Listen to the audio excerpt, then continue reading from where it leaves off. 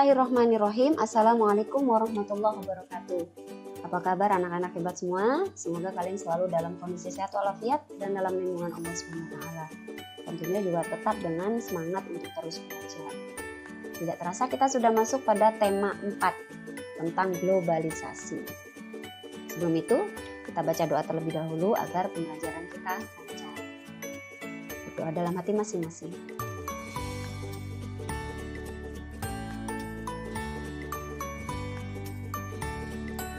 Baik, kita lanjutkan.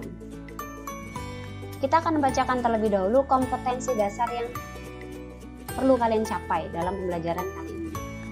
Untuk materi PPKN, KD 3.3 pengetahuan, diharapkan kalian dapat menelaah keberagaman sosial, budaya, dan ekonomi masyarakat. Kemudian KD 4.3 keterampilannya, setelah mempelajari ini, kalian diharapkan dapat mengampanyekan manfaat keanekaragaman sosial, budaya, dan ekonomi. Lalu untuk materi bahasa Indonesia, KD 3.2 diharapkan kalian dapat menggali isi teks penjelasan atau eksplanasi ilmiah yang didengar dan dibaca. Dan untuk KD 4.2 keterampilannya, kalian diharapkan dapat menyajikan hasil penggalian informasi dari teks penjelasan atau eksplanasi ilmiah, baik secara lisan, tulis, dan visual dengan menggunakan kosakata baku dan kalimat efektif. Lalu untuk materi IPA, apa yang harus kalian capai setelah mempelajari ini? Pada KD 3.6 diharapkan kalian dapat menjelaskan cara menghasilkan, menyalurkan, dan menghemat energi listrik.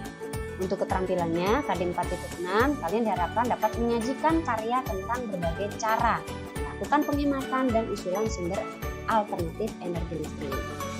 Untuk materi SBDP, Seni Budaya dan Prakarya, kalian diharapkan dapat mengetahui KD 3.1 memahami tentang reklame. Lalu keterampilannya, kalian diharapkan dapat membuat reklame pada KD 4.1. Semoga setelah pembelajaran dalam video kali ini, kalian bisa menerapkan keseluruhannya dalam kehidupan kalian sehari-hari. Oke, kita lanjutkan. Masuk pada globalisasi di sekitarku, subtema 1. Berkembangnya teknologi dan informasi, kemudahan transportasi, kerjasama internasional, dan perekonomian yang terbuka memicu dan memacu terjadinya globalisasi. Lalu apa itu globalisasi? Globalisasi merupakan suatu proses yang mendunia yang dialami oleh penduduk dunia. Adanya globalisasi memunculkan dampak positif dan dampak negatif. Dampak globalisasi banyak ditemukan di lingkungan sekitar kita. Nah, ini contoh globalisasi yang mendunia. Ini adanya kerjasama antar negara di dunia dalam sebuah kegiatan, ya. Ini salah satu contoh dari globalisasi. Kita masuk ke pembelajaran 1. Ayo membaca. Membaca teks hubungan bilateral. Di buku kalian pada halaman 4 sampai dengan 5 terdapat sebuah teks tentang hubungan bilateral antara negara Indonesia dan Thailand. Menyusuri hubungan bilateral Indonesia dan Thailand. Sedikit akan kita susuri dari beberapa teks. Di sini ada 4 poin. Tapi masih ada lagi. Ini hanya 4 poin saja yang kita bahas. Yang pertama, Indonesia dan Thailand memiliki hubungan bilateral yang harmonis dan menguntungkan di berbagai sektor, yaitu sektor diplomasi, ekonomi, sosial, budaya, dan media massa. Lalu yang kedua, hubungan antara Indonesia dan Thailand ternyata dimulai sejak abad ke-8 saat kejayaan Kerajaan Sriwijaya.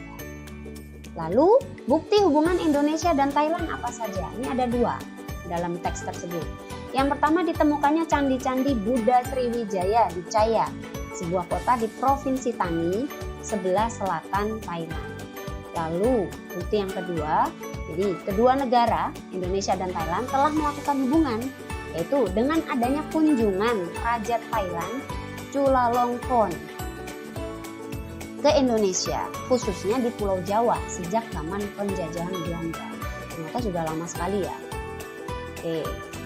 Nah, yang terakhir, karena keramah tamahan masyarakat Indonesia, Raja Chulalongkorn mengunjungi Pulau Jawa bahkan hingga 3 kali, yaitu pada tahun 1871, 1996, dan 1901. Wah, Ini sebab kenapa beliau sampai 3 kali berkunjung ke Indonesia, karena keramah-tamahan masyarakat Indonesia. Nah, kita harus bangga sekali ya, dan tentunya kita juga harus mempertahankan supaya tidak hanya Thailand, tapi juga negara-negara lain akan senang dan juga bangga bisa hadir dan datang ke Indonesia. Selain itu, karena keramah-tamahnya, sampai Raja Chulalongkorn ini membuat buku. Dalam bukunya terdapat sebuah kutipan bahwa beliau bangga bisa pernah hadir ke atau pernah berkunjung ke Indonesia. Kenapa? Karena orang Indonesia itu ramah dan kemudian di Indonesia itu sangat menyenangkan. Wah, ini sangat membanggakan sekali ya. Oke, ini sebagai gambaran saja. Nah, untuk lebih lengkapnya kalian baca lebih detail di buku kalian di halaman 4 sampai dengan 5 sampai dengan selesai supaya lebih paham apalagi hubungan bilateral Indonesia dengan Thailand. Baik. Setelah membaca tadi teks hubungan bilateral antara Indonesia dan Thailand, kita akan coba mengerjakan. Kalian coba lakukan pencarian melalui media, berbagai media. Boleh melalui buku, surat kabar, ensiklopedia, atau internet. Carilah produk budaya antara Indonesia dan Thailand dengan subjeknya. Nomor 1 sebagai contoh. Nah, ini ada di buku kalian di halaman 5. Nah, subjeknya ada tari, kain, makanan, alat musik, olahraga bela diri tradisional. Nah, sebagai contoh untuk tari, di Indonesia itu ada tari kecak, jaipong, dan sendaki. Kalau dituliskan tidak cukup karena suku kita banyak, budaya kita banyak. Nah, ini hanya yang mewakili. Kemudian di Thailand ada yang dinamakan tari pon. Nah, silahkan dilanjutkan nanti mencari untuk subjek kain sampai dengan yang kelima. Di Indonesia apa saja dan juga termasuk yang ada di Thailand apa. Oke, semangat mengerjakan ya. Baik, masih ayo membaca. Nah, ini dengan membaca karena kita tahu bahwa membaca adalah jendela dunia. Kita harus rajin-rajin membaca. Membaca teks eksplanasi. Bacalah teks eksplanasi pembangkit listrik tenaga air di buku siswa, kemudian temukan informasi yang kalian dapat pada tiap paragrafnya. Baik, sebagai gambaran sedikit. Pada prinsipnya PLTA atau pembangkit listrik tenaga air terdiri atas bagian utama. Jadi di paragraf keempat boleh kalian lihat, bagian utama itu ada penggerak mula, ada pengubah kecepatan dan generator. Penggerak mula adalah bagian berputar yang langsung berhubungan dengan air. Nah, ini ada 2 jenis penggerak mula yang umumnya digunakan. Penggerak mula itu ada kincir air dan juga turbin air. Pemilihan jenis penggerak mula dan perencanaan dan dalam merencanakan PLTA didasari atas pertimbangan kondisi air. Jadi apakah ketika menggunakan kincir air ataupun turbin air disesuaikan dengan kondisi air pada lokasi pemasangan dan juga pada kapasitas daya yang akan dibangkitkan.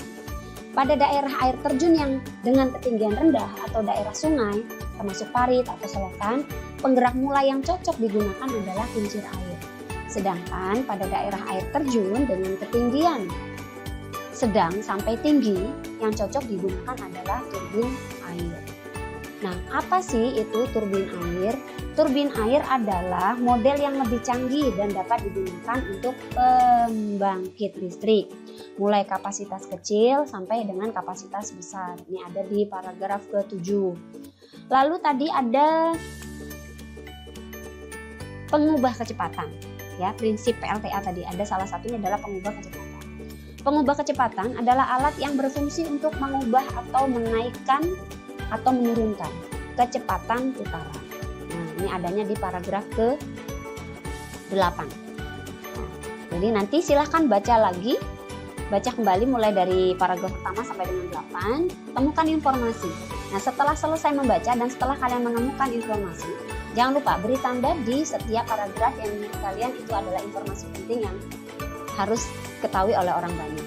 Setelah itu tuliskan masing-masing informasinya sesuai dengan kolom di paragraf, sesuai dengan nomor paragraf masing-masing di halaman 8 sampai dengan 9, paragraf 1 sampai dengan 8. Kalian pasti bisa.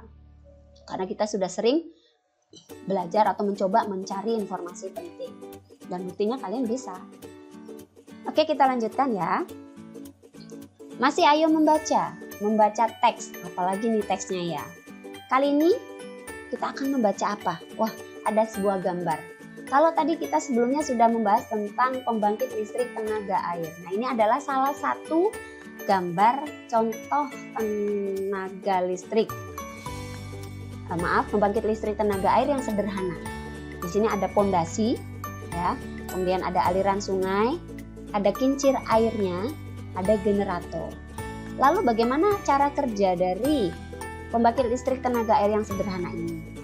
Oke, cara kerja yang pertama.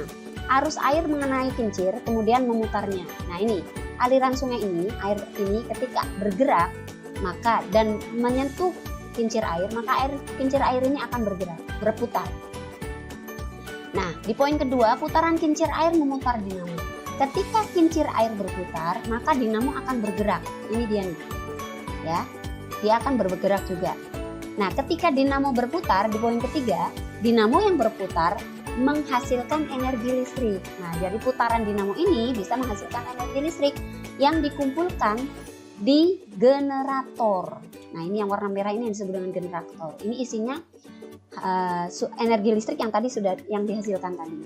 Lalu dari generator inilah energi listrik ini disalurkan ke rumah-rumah warga. Nah, ini gambaran cara pembangkit listrik tenaga air yang sederhana. Kalian bisa mencari tahu informasi tentang pembangkit listrik lain, bisa melalui internet atau buku dan lain sebagainya, media apapun, ya. Oke, kita lanjutkan ke pembelajaran 2. Membaca lagi. Jangan bosan membaca ya. Membaca teks cara membuat reklame. Oke. Sebelum membuat reklame tentu kita harus tahu apa itu reklame. Reklame adalah pemberitahuan kepada umum tentang barang dagangan dengan kata-kata yang menarik atau gambar yang menarik supaya laku. Jadi tujuannya adalah supaya laku. Pemberitahuan itu dituliskan atau dibuat dengan kata-kata yang menarik atau gambar yang menarik. Lalu bagaimana cara membuatnya? Cara membuat reklame yang baik, menarik dan efektif. Yang pertama, desain sederhana. Jadi desainnya tidak terlalu ribet. Cukup yang sederhana karena justru akan memiliki pesan yang lebih mengena karena akan memudahkan penerima pesan untuk mengingat. Wah, gambar apa tuh? Nah, desainnya cukup menarik. Orang akan terbesit ingin membaca apa itu tadi. Kemudian yang kedua, kata yang ringkas dan padat. Nah, kata yang dipilih pun manfaatkan kata pendek, singkat, padat dan jelas dan juga bermakna. Jangan bertele-tele atau terlalu panjang. Karena dalam komunikasi reklame hanya perlu 3-7 detik. Kenapa? Nah, ini yang harus kalian tahu. Reklame itu yang seperti apa? Jika kalian sering bepergian, menaiki kendaraan baik motor maupun mobil, di jalan kita sering melihat papan besar yang ada di jalan raya. Nah, itulah yang disebut dengan reklame. Terbayang kalau desainnya ribet, kata-katanya terlalu panjang. Apakah orang akan bisa membaca dengan singkat dan akan mengingat? Tentu tidak. Makanya tadi desain harus sederhana, kata yang ringkas dan juga padat. Jadi jangan terlalu panjang ya. Kemudian yang ketiga, jenis huruf dan teks besar. Nah, ini juga sama, diperlukan sekali. Kalau hurufnya kecil-kecil, dari deket aja nggak kelihatan, apalagi kalau dari jauh ketika pengendara itu melewati reklame tersebut. Maka dibutuhkan jenis huruf dan teks yang besar. Dan yang ketiga, ada gambarnya supaya lebih menarik, tidak hanya dengan tulisan. Jadi tulisannya apa? Misalnya iklan menjual apartemen. Nah, gambar apartemennya seperti apa? Itu juga harus dipasang. Tapi juga sama, gambarnya harus yang besar, cukup 1 atau 2. Tidak perlu yang banyak karena juga akan memudahkan orang untuk mengingat iklan tersebut atau reklame tersebut.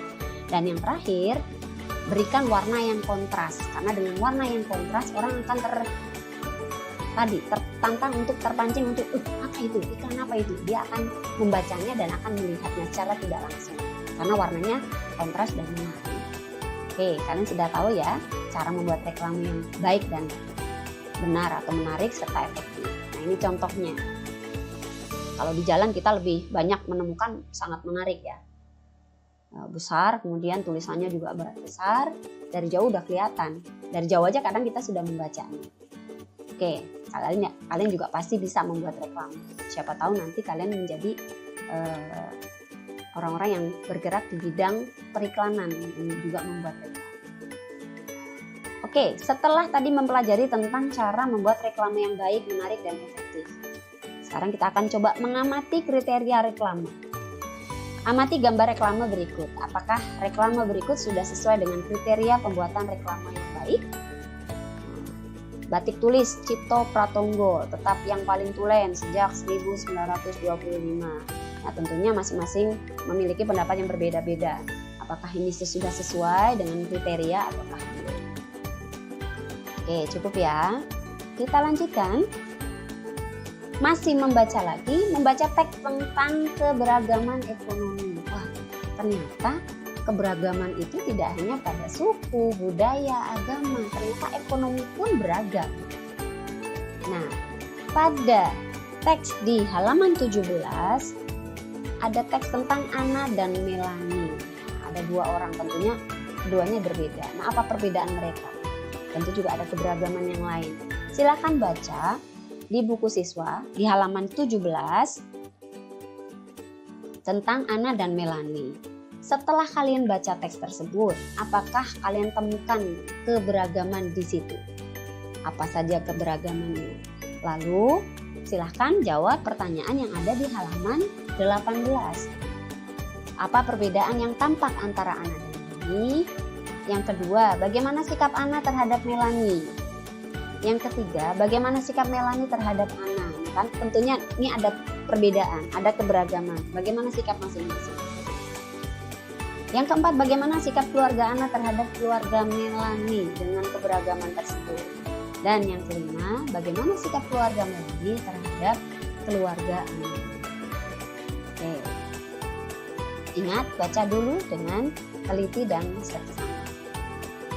Nah, setelah kalian membaca dan mengisikan serta menjawab pertanyaan-pertanyaan tadi, kegiatan kalian bersama orang tua, diskusikan bersama ayah dan ibu kalian cara yang baik dalam menyikapi perbedaan keadaan ekonomi di masyarakat. Tentunya di lingkungan kamu, antara kamu dengan teman kamu, orang tua kamu dengan tetangga kamu memiliki keberagaman ekonomi yang berbeda, keadaan ekonomi yang berbeda.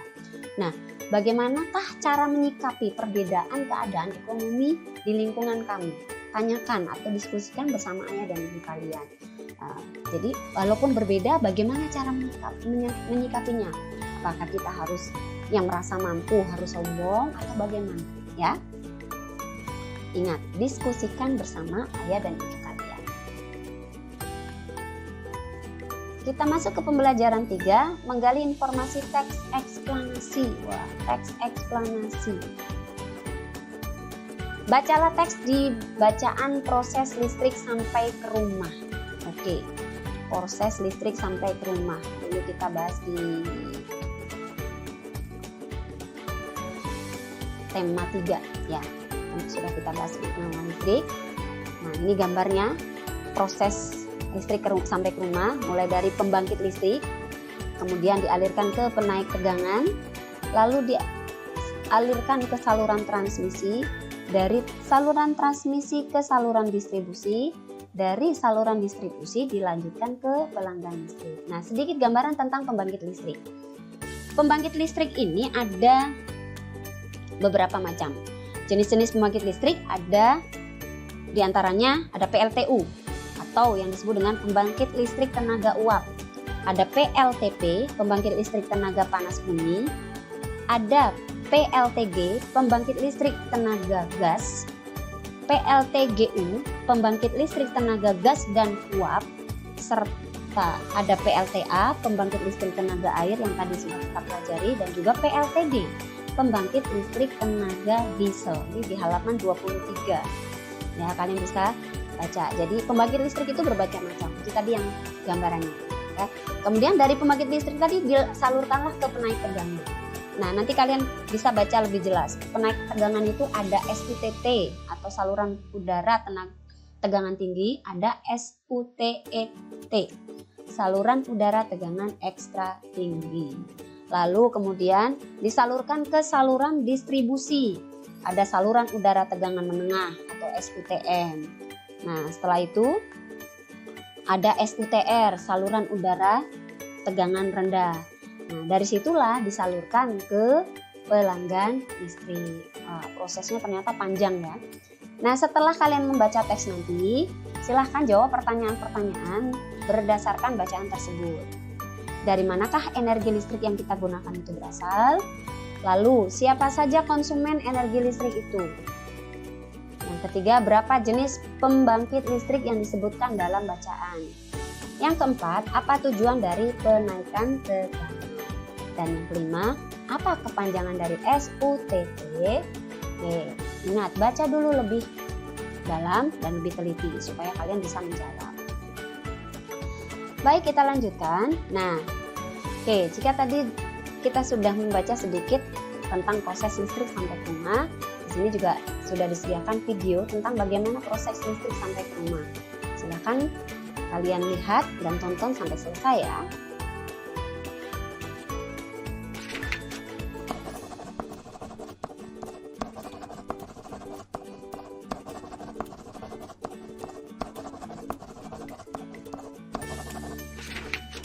Oke, assalamualaikum warahmatullahi wabarakatuh. Jumpa lagi di channel ngelistrik.com. Jadi teman-teman, pada video kali ini saya akan coba menjelaskan bagaimana listrik bisa sampai ke rumah kita. Seperti yang kita ketahui bahwa keseharian kita tidak akan pernah terlepas dari yang namanya listrik. Mulai dari menonton TV, menyuci pakaian di mesin cuci, bermain game bersama kawan-kawan, atau hanya sekedar mencas handphone. Nah, pernah gak sih teman-teman iseng-iseng bertanya, apa jadinya jika dunia tanpa listrik? Jika dunia tanpa listrik, maka semuanya akan sangat gelap sekali, terutama pada malam hari. Dan kita tidak akan pernah nikmati peralatan-peralatan elektronik yang ada di rumah kita. Karena energi listrik begitu penting bagi kehidupan, maka tidak ada salahnya jika kita mencari tahu dari mana asalnya listrik yang kita nikmati ini. Dan semuanya berawal dari pembangkit listrik yang mengubah energi lain menjadi energi listrik. Contohnya ada PLTA atau pembangkit listrik tenaga air yang mengubah energi air menjadi listrik. Kemudian ada PLTD atau pembangkit listrik tenaga diesel yang memanfaatkan mesin diesel menjadi listrik. Lalu ada PLTU, pembangkit listrik tenaga uap yang mengubah energi uap menjadi listrik. Nah, dari pembangkit listrik ini dihasilkan tegangan 6-24 kV yang nantinya akan disalurkan ke gardu tegangan ekstra tinggi atau gardu TET. Di gardu ini terdapat trafo step up yang berfungsi untuk menaikkan tegangan menjadi 500 kV atau tegangan ekstra tinggi. Alasan menaikkan tegangan menjadi ekstra tinggi ini agar listrik yang melewati perjalanan yang sangat jauh sekali bisa menurunkan rugi-rugi daya akibat perjalanan jauh tersebut.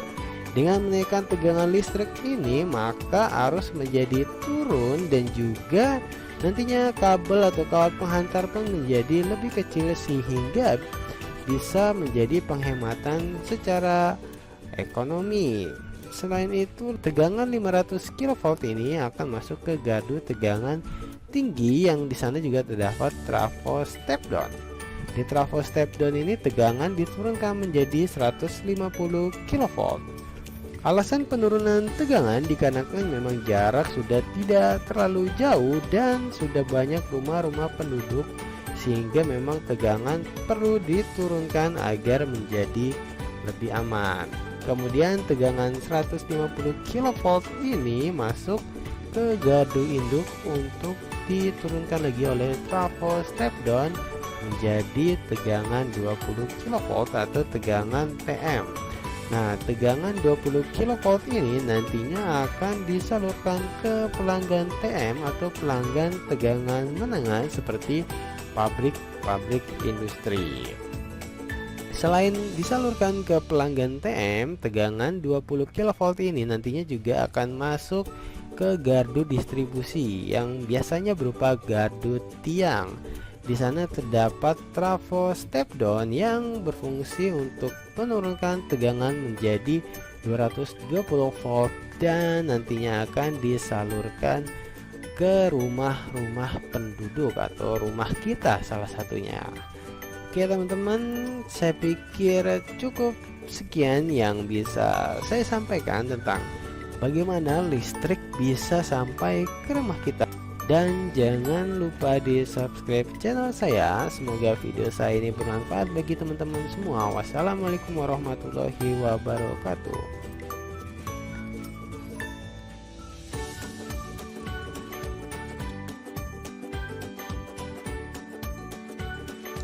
Baik anak-anak semua, ternyata sudah selesai ya. Mudah-mudahan apa yang kalian lihat, apa yang kalian dengar, dan apa yang kalian tonton kali ini bisa memberikan manfaat dan bisa kalian aplikasikan dalam kehidupan sehari-hari kalian. Terima kasih, sampai bertemu di video pembelajaran berikutnya. Assalamualaikum warahmatullahi wabarakatuh. Sampai jumpa.